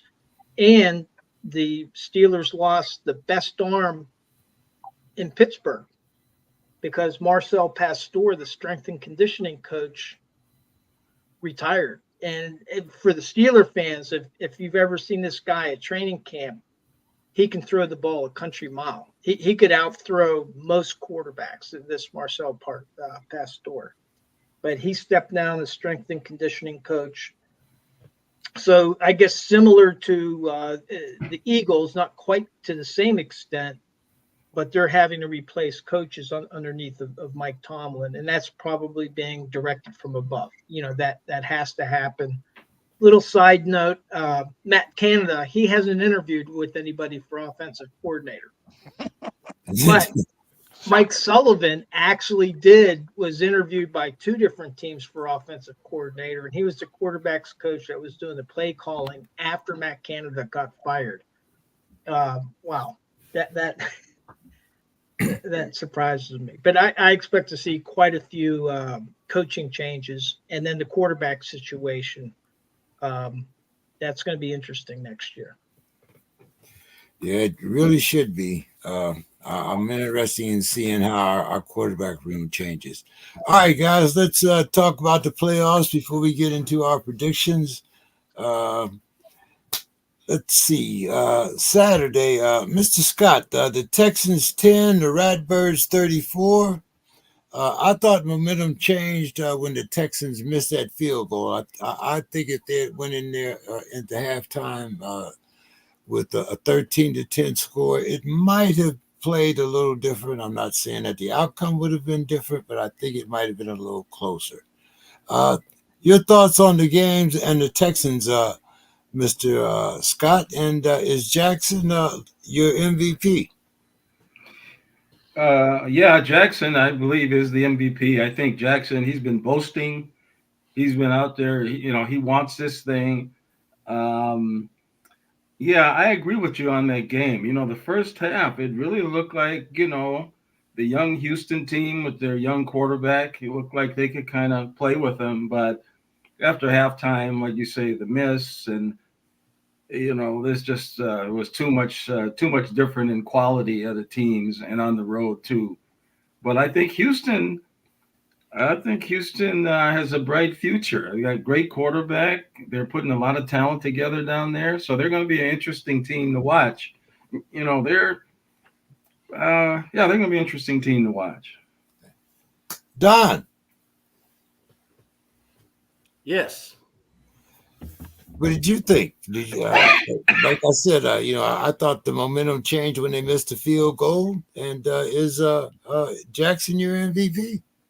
Yeah. So Lamar Jackson is MVP hands down. I am a big fan of C.J. Stroud. I like this young man, but his time has not come yet. That's a guy you need to watch out for. I think he's the AFC version of Brock Purdy. Young guy, and he's a competitor, stone blood killer. But I think you're right. I think that missed field goal kind of changed the complexion. But Baltimore is so damn talented. You're not gonna. It's going to take a special team to beat them. So Texans just aren't there yet. But they exceeded expectations. They're they're the best team in Texas. I mean, I think they beat the Cowboys. So I'm high on the Texans in the next few years. But yeah, Baltimore is Baltimore. Lamar is going to be the MVP, and we'll probably see them in the Super Bowl. So that's my thoughts on that. Bo. Yeah, I mean, Baltimore they're assembled to win now, and the Texans are ahead of schedule, right? Like they go worst to first in their division. They win a playoff game. They have looked incredibly smart with the way that they did their draft.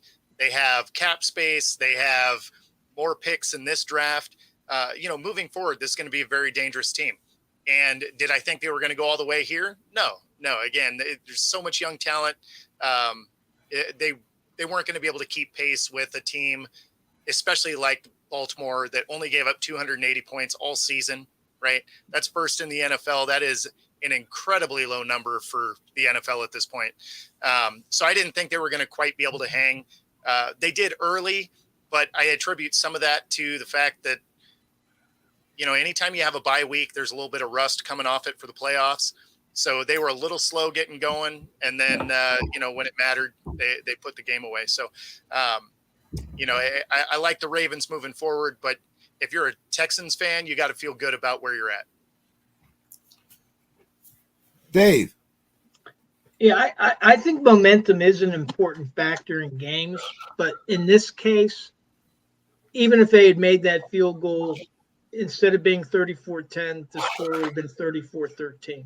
Baltimore just has too many horses, and that second half, they just demonstrated that. And I've liked the Texans all season after they beat Pittsburgh. I wasn't expecting much from them, and it was like, wow. I like the coach. I like the quarterback.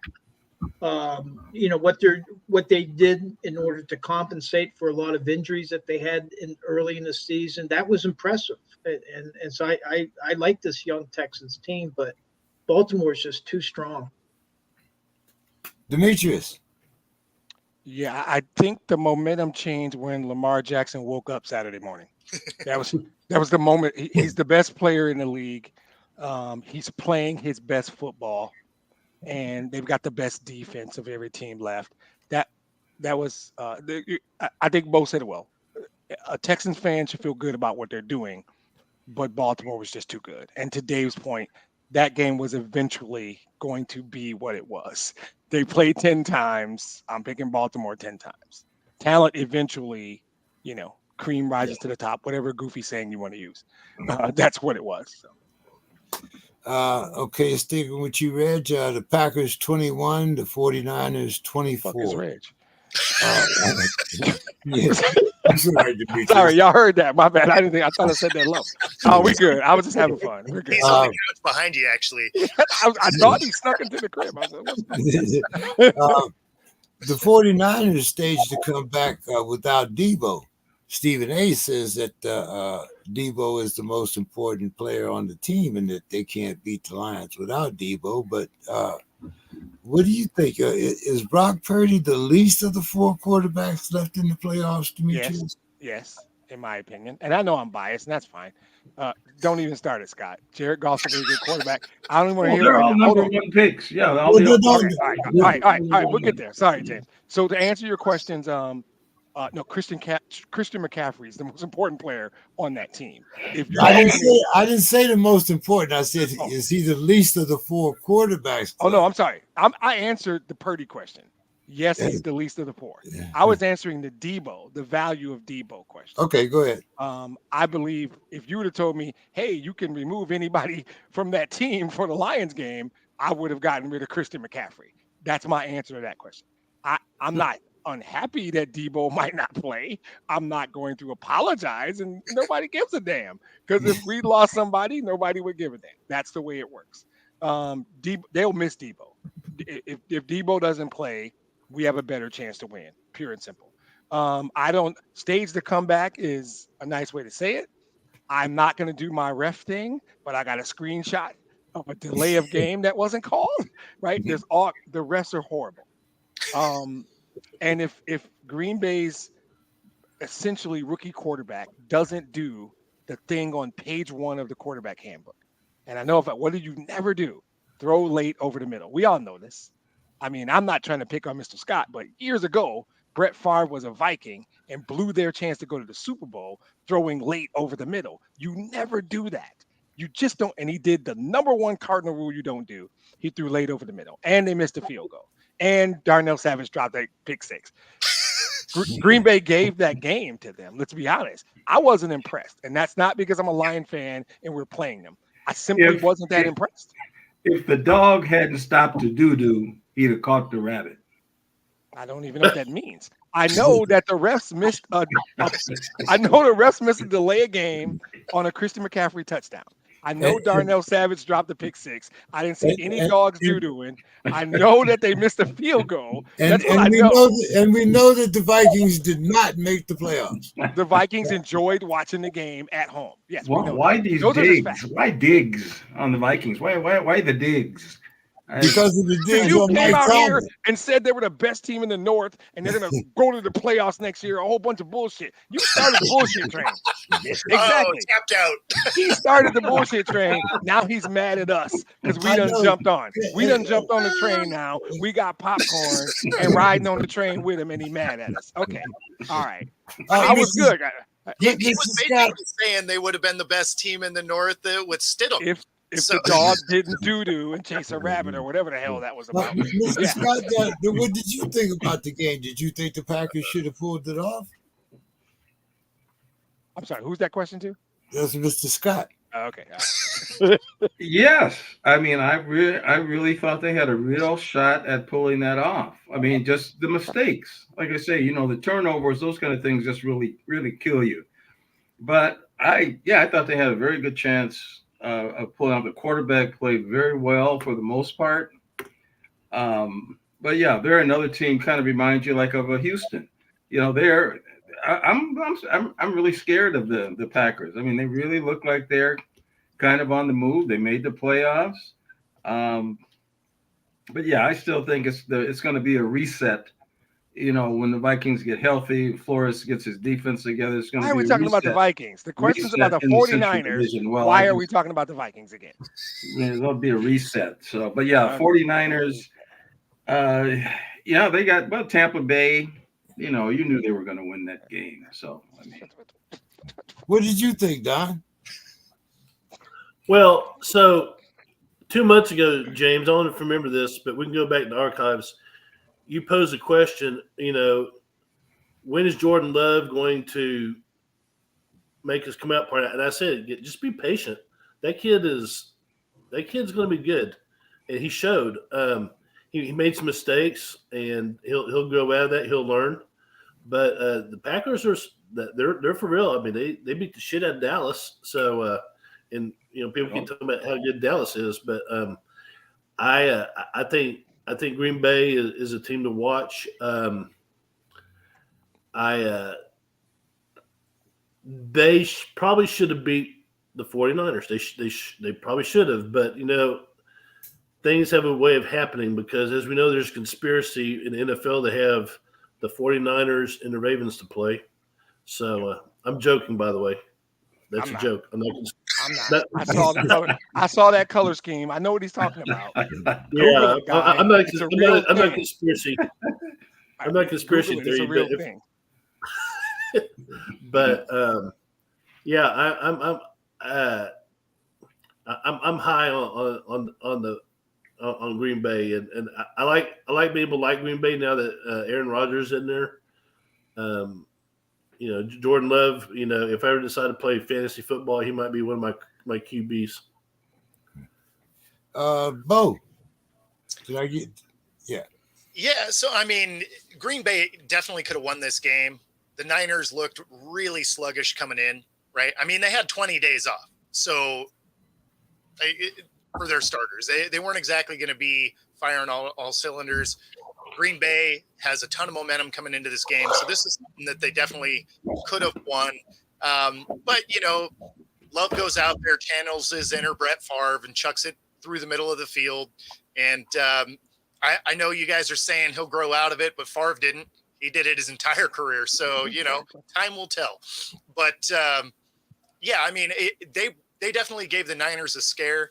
Debo getting knocked out definitely helps the Lions this next week, because even though CMC is a huge factor, that's where I disagree with you a little bit, Demetrius, is that 3-game slide, they didn't have Debo, right? He was hurt. They had CMC. They had Kittle. They were out without Trent Williams. So, I mean, there was that. But they were without Debo. And that, for whatever reason, as smart as Shanahan is, his offense changes a lot when Debo's not in. And for the Lions, they got that secondary issue where you can beat them over the top. So with no Debo, that gives you a much better defensive alignment than if he's there. Dave. Yeah, 3-point game. I mean, and the 49ers are capable of being dominant, just dominant, and they weren't. And maybe it is because of the long break, as Bo was talking about. In terms of Brock Purdy, I would say, yeah, he's right now, he's the number 4 quarterback among those 4. But maybe in a couple seasons, he'll be right up there. He's just in his second season. He's a young guy. So I'm just looking to see what 49ers team shows up next week. Because if it's the team that was playing the Packers, they might have their hands full. Okay. Let's see. Dave, Sunday's game. Chiefs 24, Bills 21. Your thoughts on that game? Wide right. Right. That's the Buffalo story. I mean, wow. The kicker, he missed a kick against the Steelers, and he had one blocked. He had a kick blocked, and he was wide. Was it wide left? But regardless, he missed the kick against. But this kick was to tie the game. I mean, I feel bad for the guy. Apparently, he was getting death threats and all this kind of stuff, and there's no place for that. I mean, Cat Foundation earned almost $1 million? Yep. Well, good. I mean, but the reason that he's getting all that is because of sympathy, because of the threats that he was receiving. Yep. And that is just crazy. So, Buffalo, hey, they had a game that they could have won. I think that there was this one play I saw a screenshot, and I think it was Diggs was going across the middle with nobody around him. I know. Towards the end of the game, would have been a first down, and instead Allen went long, incomplete pass, and he had like a wide open Diggs underneath, and literally nobody near him for 10 yards around him. And he just must not have seen him. He just must have been looking downfield for the kill shot. The Chiefs, they're beatable. I mean, they are definitely beatable. And last week I was saying that the Buffalo fans were really looking forward to hosting them because they had lost in Kansas City. So I got to give credit to the Chiefs for gritting it out and winning in Buffalo. They're used to the cold anyway. I don't know if you guys heard the story out of Kansas City, this bizarre story about the 3 guys that froze to death outside at a watch party. I mean, just bizarre. But anyway, I think that the Chiefs they deserve to win, but they're vulnerable. Mr. Scott, what did you think about that game, the Chiefs and the Bills, 24-21? Yeah, yeah. The Chiefs, as I was saying, they've been playing with their food for the last 6 games or so. I mean, and they continue to do that. I mean, Mahomes keeps pulling the rabbit, the horseshoe. He continues to pull that out of, and so it's hard to go against him.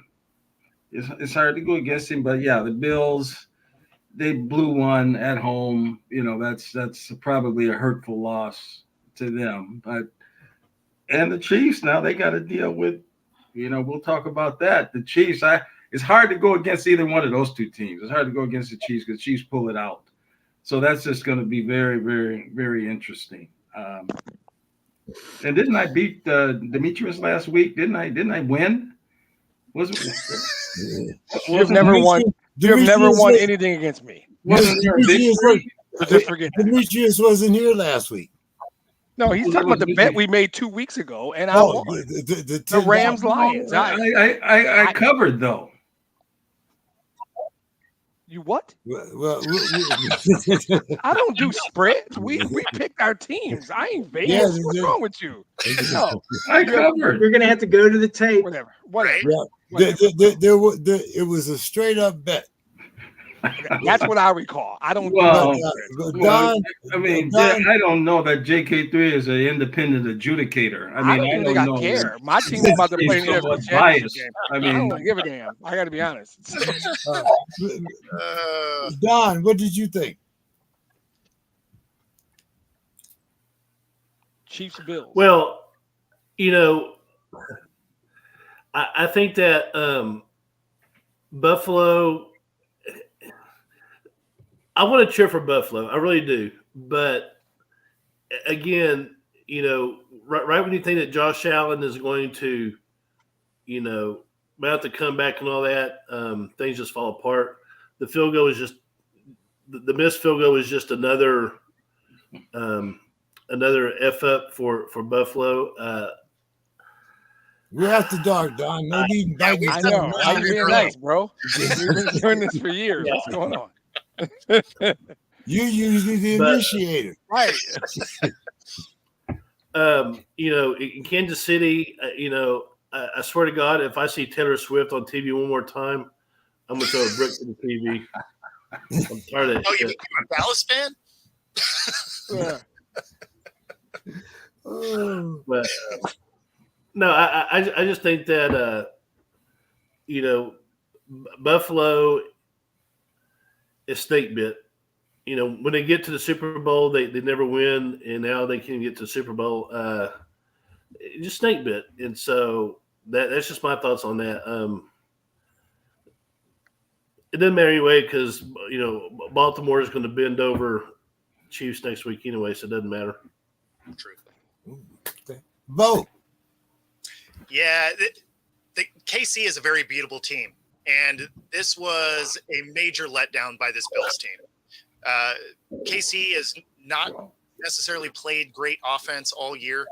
Their defense is significantly better than it's been, but the offense has been shaky at best, and the Bills had been playing very well. But you could see moments through this game that mentally they weren't as well equipped because roster-wise, they should definitely win. But that long pass to Diggs that gets dropped, hits him square in the hands. You could see their sideline go, oh, man, here we go, right? And that may have affected him looking at Diggs later in the game where he was wide open across the middle, and maybe he just wasn't trusting him anymore because there were multiple drops in this game. And, going for the field goal to tie it up, they really shouldn't have been in that position to begin with. So they get bailed out off of a really bad fake punt attempt by them fumbling through the end zone so they don't get burned on that. I mean, there were elements of this game that had it so that they still could have won, but mentally they just didn't look like they were the team that was prepared to beat KC. So, KC moves on, but, to Don's point, They're about to get smacked by the Ravens. Demetrius, you want to finish this up? Here. Yeah, I think we pretty much covered it. We all are really smart football fans, and we've seen enough games to know that any one of us could pinpoint 4 plays in most games, right? It's a bell curve. There's your blowout here, your blowout there, but most NFL games are decided by like 5 plays, right? We talked about Packers 49ers. It's a dropped interception, it's a missed field goal, it's a late throw over the middle. It's 4 or 5 plays changed many games, right? And I think this is the same way. That miss where he didn't see Diggs was a really, really important play, right? And I think I probably saw the same footage that David saw. Josh Allen can play great all game. You've got to see that. I'm sorry, bro. You've got to see that. That is the game. And if you see that, he is running a crossing route, and there's nobody. It's David can confirm. That's a 30-yard play. That might be a touchdown. That's the game. What it is it's the football game. So you can make all the plays for 3.5 quarters. If you don't make that play, that's why you're a quarterback. That's why you make the money. And that's why people think you're snake bit. Because I agree with Don. I don't know how you got to make that play, right? The Diggs drop sucked. The fake punt, you give it to Hamlin. I don't know what the hell that was. Nobody knows. But you could have gotten away with all of those things if he sees Diggs on the crossing route. We're not talking about any of those plays. If he sees Diggs on the crossing route. So snake bit, I'm starting to feel the snake bit thing. And I agree with the guys. It doesn't matter because Baltimore is about to jail sex Kansas City on Sunday. I mean, he said bent over. I can't wait to get to these predictions here, boy. We only got 2 days to predict. But Demetrius, I'm going to let you make Mr. Scott sick, and I'm going to give you a chance to gloat over your win over the Bucs. No, it's fine. Look, I have a tremendous amount of respect for Mr. Scott. All jokes aside, we mess with each other. I like the man. I like that man, right? We have fun. We just have fun on the podcast. Here's the thing about my team. I know we're not the better team on Sunday. I'm not going to try and trick y'all with some bullshit. Y'all know too much. I believe that the NFL, when you get to the good teams, and there's only 4 teams left, I use school grades. If the 49ers play a B- C+ game, we're going to the Super Bowl. Right? The 49ers play an A- game, we have to play the best game we played all year, and we can go to the Super Bowl. 49ers play an A game, we're going home. They're better. They're more talented, right? There's nothing we can do. But that's what football is. If the 49ers play the game they played, I'm going to echo David, play the game they played last Sunday against Green Bay, we win the game rather easily because there's some stuff we do really well. We run the ball well. Jared Goff's the best play-action quarterback in the league. We stop the run well. No, the data, Mr. Scott. I am a data guy. Somebody jump on their computer, pull up the advanced metrics, and tell this man I'm not pulling that out of my ass. Play action passes. I can almost feel the wind off that eye roll. I know. I felt it through the screen. And the data says in play action pass situations, I will say Jared Goff's the top 3 quarterback in the league. Now, I've watched every play he's played all year, and I will tell you that's true. It's why it's so important we run the ball. The short version of this goes, we absolutely have a puncher's chance. We're built for this. We absolutely have a puncher's chance. And if we come out and we play our best game, it's going to be a long day. We play our best, they play their best, we're not going to win. And I'm comfortable with that, right? But I'm not sitting here like I was sitting on my couch in 1992 when the Lions flew to Washington. I knew they had no chance of beating the Redskins that day. I feel that way right now. I'm being honest. If we play our best and they play like they played Sunday, we're going to the Super Bowl. They better bring their A game because we just never stop. We find a way. It'll be ugly. It'll be sloppy. It'll be grimy. We just find a way. It's been all year. We have one pretty win. It was a Saturday night against Denver. The other 13 wins, they were grinded out 3 hours of hell for me. My stomach was hurting. But that's who this team is. That's who Dan Campbell is. That's the roster. The best 4 players on the field play for San Francisco. Right? If you rated the best players on the field that day, the top 4 are 49ers. And then somewhere, maybe Panesu or Hutch or St. Brown gets in about 5. But I know who my team is, and I know what's going to have to happen Sunday. And I'm still picking us. I'm still picking us. I think a touchdown is absurd. We're gonna stick around. We don't get blown out. One time in Baltimore. That's it. Every other game was a nightmare for everybody. Whether we won or lost, it was a grind. Demetrius, one data point that might favor the Lions is that the 50-year curse that the Lions incurred whenever Bobby Lane went from Detroit to Pittsburgh in 1958 expired in 2008. Yeah. So you guys are 16 years overdue. More than that, though. We didn't really exercise that curse till last year. Jeff Daniels and Peyton Manning performed a ceremony in the end zone of Ford Field. Google it. And since then, we've been winning. So, yeah, but it expired. I don't believe in curses. We're a really good football team. We're put together well, strong in the offensive line, strong in the defensive line, solid quarterback play. We run the ball well. We have a weakness in the secondary. If they want to beat us, they can throw the ball and they can beat us. But we'll see. Is it possible to make excuses before the game? Did anybody hear me make an excuse? Did I not say I expect us to win? I expect us to win. Mr. Scott was hearing, but he wasn't listening. He wasn't. I didn't even mention the fact that the Lions beat Minnesota 2 times in 3 weeks. I didn't even bring that up. I didn't bring that up. You're right. It's not relevant. I didn't mention that Minnesota's going to have a watch party to watch the Lions go to the Super Bowl. I didn't mention. All right, guys. Okay, we're trying to keep the show to 2 hours. Let's go. I'm good. Okay? I'm good. I told you guys what I think. I think I was reasonable and logical and good. Let's go. So here we go with our predictions. I guess everybody has made a prediction for the AFC Championship game, but I'm going to go around because I want to take stock here. So, Demetrius, the Chiefs getting 3.5 from the Ratbirds, and the over-under is 44.5. Jail sex and over. Okay. Dave. Yeah, I'm taking the Ravens and the over. Mr. Scott. That 3.5 looks like a trick. I mean, why is it that low?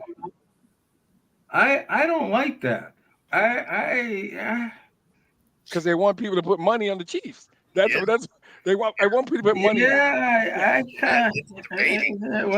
can't go against on the Ravens. They want people to buy. I can't go against the Ravens, but that 3.5, it seems like it at home. The way the Chiefs are on the road, the Ratbirds are at home. No, I think I agree with them, and I agree with them. That's low. Baltimore should be a touchdown, maybe more. Yeah, maybe more. I agree with them on that. Yeah. So that's a low number. So everyone but me is betting on the Ratbirds. Don, you Ravens? I didn't hear Don. Ravens in the point. I'm going to tell you right now, this game could get ugly. I used the term jail sex 3 times. Yeah, I fully expect this game to get ugly. Yeah. I don't think it's just going to be jail sex, though. I think you've dropped powdered soap. Like, you got to sit there and try and scoop it up. All right. Well, that was good. Now another jar this is real easy because I'm the only one taking the Chiefs. I'm not betting against Patrick Mahomes. So that one was real easy. Yeah. So let's go with the next one here. Demetrius, I don't even have to ask you. The Lions are getting 7 from the 49ers, and the over-under is 51. Let me make it clear. I don't know if they're going to win the game. 7 is too many fucking points to give my team. We don't get blowed out. Giving us 7 points is a mistake. We may not win, but we're not going to lose by 7. If we lose, it'll be 3. It'll be a last-second field goal. It'll be us trying to tie the game on the last drive, some shit like that. We're not going to lose by that if we lose. And I'm picking us to win. But if we happen to lose, we're not getting blown out. I can tell you that. Dave. I'm going to take the Lions and the under. I would love to see them make the Super Bowl finally. It's called friendship, Mr. Scott. That's what friendship looks like. Just so you know. Yeah, so I'm actually going to go Lions here too. I think Debo is that wild card, but if he's either not in it or is, hampered in any way. I think it changes how the Lions can play. And because of that secondary, that helps the secondary. I take the Lions here in a close one. Wow. Don. Well, this game is an extension of the Texas Longhorn, Texas Aggie rivalry, right? Shanahan played receiver at UT. Dan Campbell played tight end at A&M. So my heart is all 49ers, but I think Detroit's going to take them. Good man. Ooh, okay. Now, the roadmap has been laid for you, Anthony Scott. The people have shown you what friendship looks like. It's out. It's right there. It's teed up for you. It's teed up for you, bro. Mr. Scott, the Lions getting 7. Over under is 51. Well, it's hard for me to fix my mouth to say the Lions are going to the Super Bowl. I mean, it's just too. It's just. It don't feel right, dude. It don't feel right. It does feel weird. It just doesn't sit with the Earth on its axis. I mean, it's almost that type of a situation. I mean, in analytics, where's Bill? I mean, but, yeah. Well, they say it switches every so often, right? I think the 7 is a good number. They're at home. They've played great. I mean, I think they win this. I think San Francisco goes to the Super Bowl and matches up with Mr. Massage. And, Cleveland's got to feel terrible. I mean, look at Baker Mayfield led his team to the playoffs in what Mr. Massage just sits on the sidelines. Wait, what? Oh, What? I got lost. But anyway. Somebody help me. I got lost. Yeah, I don't know how the Browns got into I this. think we're guys talking about I Deshaun have Watson no idea how the and Browns massages. Like, where are the Browns? Yeah, at? Like, yeah. The Browns are But watching. San Francisco wins the game. The number looks about right. The 7, they're at home. I think it's just a basic pick. Easy, right? Yeah, You just it doesn't take a whole lot of didn't work hard. analytics. Yeah, it doesn't take We can listen to all the, hoping and wishing and all of you're these right. type of things. You're But when right. it comes It's down to playing football, Yep. the number You're looks good. Right. You're so good at picking games. You're right. I think the Vikings came. I think the Vikings came in 3rd in a 14 division, but I'm not sure. Maybe that's just me. Mr. Well, Scott, injuries. They lost their quarterback. They had injuries. They had the Pastronaut. Then they took him out. please. Excuses. I know more like X-Flax, not excuses, more like X-Flax. But Mr. Scott, your final thoughts. My final thoughts are basically my nephews played sports at this high school, Cretan Durham High. And Joe Mauer was their teammate for football. And he was an excellent quarterback. And he was an excellent basketball player. I think he got scholarship offers down in Florida to play quarterback. And he makes the Hall of Fame. And it's just interesting. Dave Winfield, Molitor, Jack Morris, these guys all lived within blocks of each other. They all played at Dunning Field. And so it's just kind of cool to see him, make it into the Hall of Fame after watching him as a kid play. And I think the fact that he played catcher, I think it played into it too. But he had couple of really good years. I mean, batting championship type years, catching. So that's my thought on congratulating Joe for getting into the Hall of Fame. That's awesome. Don, your final thoughts. Oh, final thoughts. So I don't know if y'all had heard the news, but apparently Sports Illustrated is going out of business, or they laid off their entire staff. Had to find a buyer. I grew up loving Sports Illustrated. I was a subscriber for over 30 years. Mm-hmm. But like so many of our cherished Publication. Publications or our cherished childhood memories. Yes. they decided to piss off their fan base. They, swimsuit issue. They had chicks with dicks. They didn't learn. They didn't learn from Budweiser, What the Bud Light. All righty. Going Going out hot. out here bringing heaters. I wasn't even ready, bro. You got to tee me up. Yeah, you're a sports magazine. Your audience are men ages 18 to 65 or whatever the demographic is. Do not show ugly women in bathing suits. Don't show men in bathing suits. You're not doing your clientele any favors. Don't do that shit. I thought this was about to be an emotional farewell to Sports Illustrated. I was about to get sad and everything. It took a hard left turn. Sorry, a hard left turn. Sorry, Hard left or hard right? No, but My bad. Go ahead. it's not just that they were catering to like fringe stuff, and so don't do that shit. We don't need to have articles on frisbee golf. Stick with football, baseball, basketball, hockey, track and field, boxing. MMA. We don't need to have tiddlywinks, frisbee golf, and women's athletics. Just cut that shit out. That's my Somebody final stole thought. my black socks. Man. Somebody stole all my black socks, James. They're Wow. all gone. I just looked at all my black socks are gone. I mean, thanks for having me on. I feel like this is probably the last show. I don't know. I know. Great being with the Sports Crib. God bless. Don't forget cornhole, Doc. Wow. Oh my goodness. Wow. Bo, go ahead. Good luck, Bo. Good luck following that. Good luck, bro. Right? Wow. So mine is far less offensive.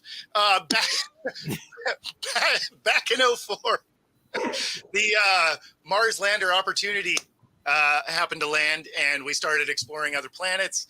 And then we scrapped our NASA program. So it'd be really cool if maybe we could get back to the exploration and maybe less bickering on our own planet. All right. Or the depth Slightly of less I offensive. don't know. Wow. Dave.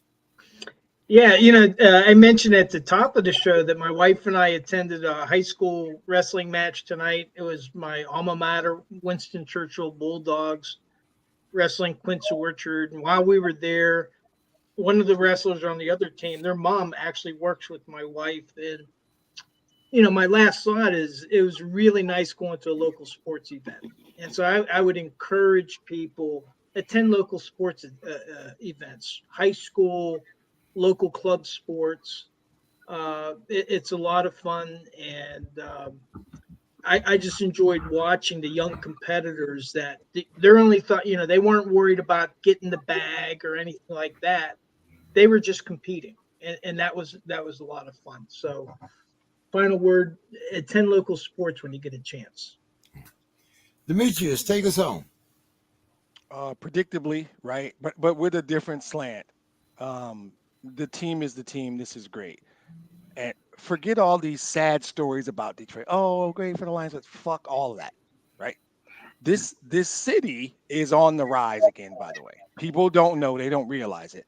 It took years to get where it was. It's a 20-year rebuild. The city is doing great. It's not some sad thing for Detroit, and good for them. The Lions are. This organization is built well, and there are millions of fans. I'm 54 years old. I went to my first game when I was 7. You guys know because everybody on the screen is invested.